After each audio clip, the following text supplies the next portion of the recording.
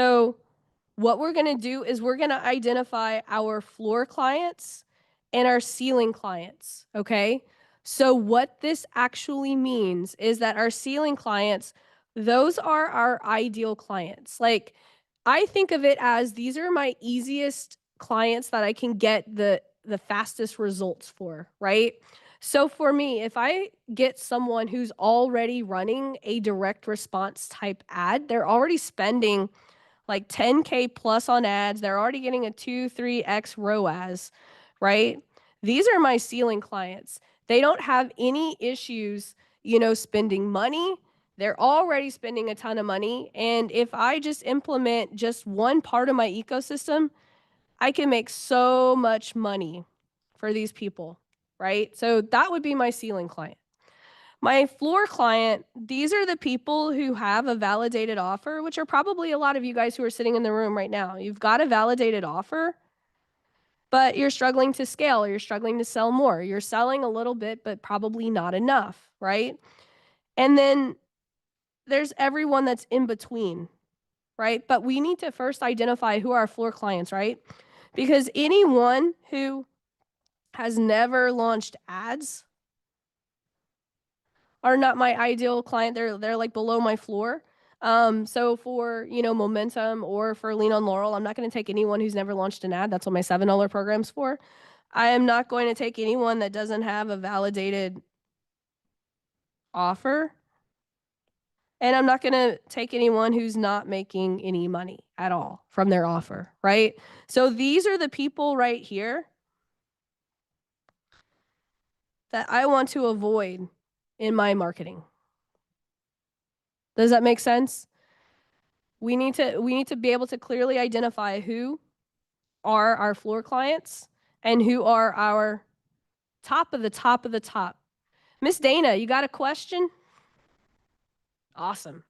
Okay, you may answer me real quick. Okay, so sometimes when you're showing these examples, my brain gets a little bit jumbled because mm, number one, my offer isn't a quick offer, right? It's Mm-hmm. something that people are learning over time. Uh-huh. So that's the first thing. And the second question that I have is So not a how just long, let me address the first one. How long does it take? I would say it depends on the person, but let's say, for example, someone can write a book. Like I have one client that can write a book in about 3 weeks. And then I have another client that it takes her 6 to 8 months to write a book. So I will say this for these people right here, it's about a year journey for these clients with a validated offer. Um, Tina and Dan have been with me a little over a year now. Like it takes some time to get like what I'm so it your offer is not that different than mine. Okay. But but like you said, right, the person who can do it in 3 weeks, that might be your ceiling client. Like what is the differentiators between that person who can do the book in 3 weeks versus the person who's going to take 8 months? Well, the differentiator is not always my biggest concern, at least if I'm understanding what you're talking about. But I need them, but it depends on like why they're working with me. So the person that is the 6 to 8 month person is technically my ideal client. But it's not about the time or them writing a single book. It's about us building their platform to getting them to a place where they're earning a sustainable $5,000 a month in their publishing business. And so you need several books most times to do that. And so that means that the person who writes faster or can get together and build their flagship series, then the likelihood that they hit that number is a little bit sooner. So she might reach that number in the time where the other person is just maybe having one or two projects written, or that person is on they take a little bit longer because they have a full-time job, that type of vibe. Yeah, absolutely. So honestly, like your ceiling client, like Kylie just like nailed it. Like your ceiling client is probably someone who has started and stopped writing their book because they have a lot of the stuff. They just literally plug into your system and it could probably get done like that, right? Like Hmm. those are the easy. So let me break this down like this, right? So we've got our ceiling and floor clients, right? So if we do this, right? This is someone who doesn't have anything in place, right? And then we're getting them to here to where they're like, "Woo, we're raking in the money," right? There's going to be a journey along the way, right? From getting someone who like for me, right? Like someone might have a validated offer, but they're not making money because they don't have a funnel in place, right? So right here, their first step is we need to get a book a call funnel in place. The next notch right here might be okay, we need the ads ecosystem to get the to fill the holes in the funnel. And then need something like me and my mentor's framework, the R3, to be able to get retention, referrals, and raving fans, right? So right here, most of my clients that are my ceiling, they're only going to need this part of my program. But these people right here, they're going to start here. So there's going to be more steps. Does that make sense? Because I think a lot of people think that, oh, my ceiling clients, oh, why would they pay me for this, just this part of the program?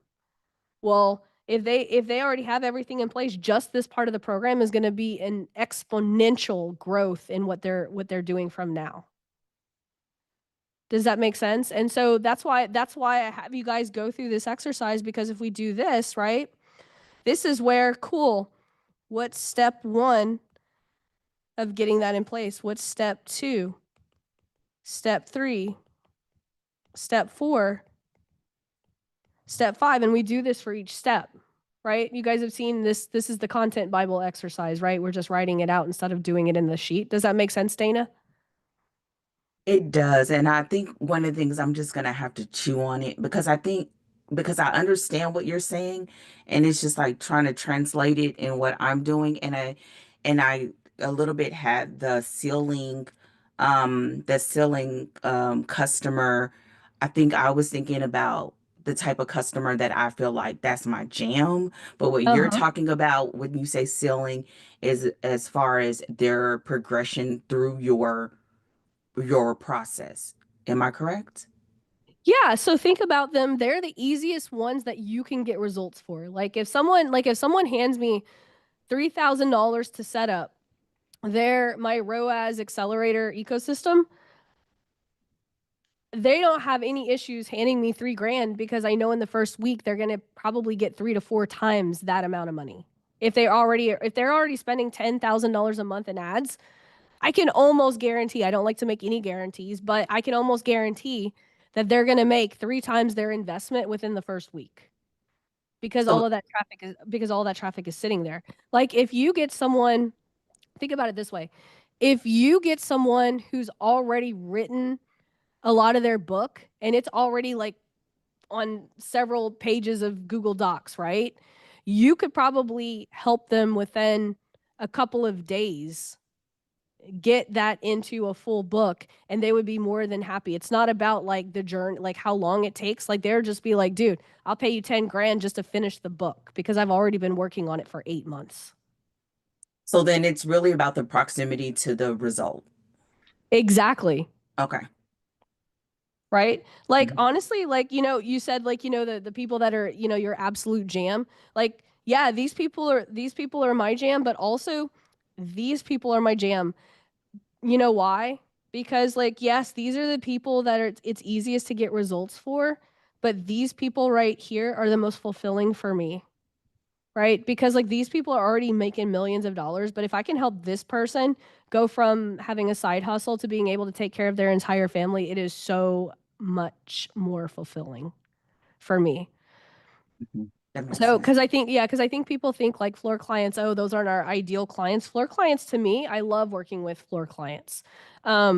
It's hard though. It's a lot of hard work, and so I try to like, especially with Lean on Laurel and getting people to fill out the application, I make sure that I have the balance between the ceiling people and the floor people because the floor people will take a lot more groundwork to do.